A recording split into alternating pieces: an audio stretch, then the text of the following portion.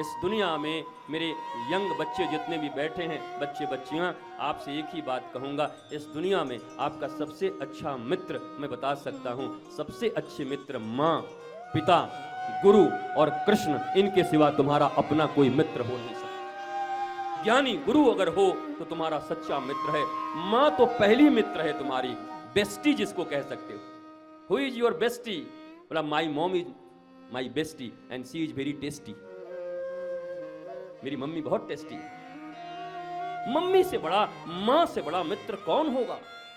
जिसने तुम्हें अपने कुक्षी में, अपने गर्भ में रख के जन्म दिया हो, जो तुमको जानती है, जो तुमको समझती है। तुम्हारे पिता से बड़ा फ्रेंड तुम्हारे लिए कौन होगा?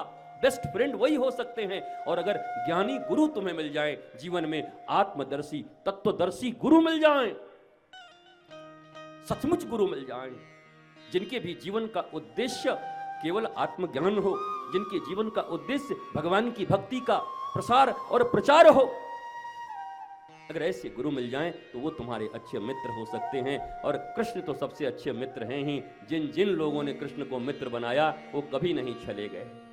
जिनको जब जरूरत पड़ी कृष्ण खड़े हो गए। तुम्हें जानकर आश्चर्य होगा, द्रौपदी और कृष्ण दोनों मित्र थे।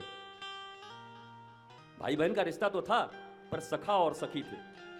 भगवान को सखा मानती थी और भगवान द्रौपदी को सखी मानते थे। सखी, मेरी मित्र, फ्रेंड। जो कॉन्सेप्ट तुम्हारे पास है, और आज पता नहीं 14 तारीख भी है, देख लो श्री कृष्ण से बढ़िया मित्र और फ्रेंड तुम्हारा कौन हो सकता है इस दुनिया में। जब उस द्रौपदी को अपने ही लोग बड़ी सभा में खड़ा करके, जब भीष्म की तरह देखकर रोती है, जब कृपाचार्य की तरफ देखकर रोती है, अरे अपने सास और ससुर की तरफ देखकर रोती है। एक ससुर तो अंधा था और सास जानबूझ के अंधी बन गई थी, कपड़ा बांध के। दिल में ये दृढ़ धारणा बना करके आओ हृदय में कि मैं जा तो रही 7 दिन उस मेले में, बाजार में, मैं जा तो रहा हूं, पर भक्ति का सौदा खरीदे बिना मुझे वापस नहीं आना है।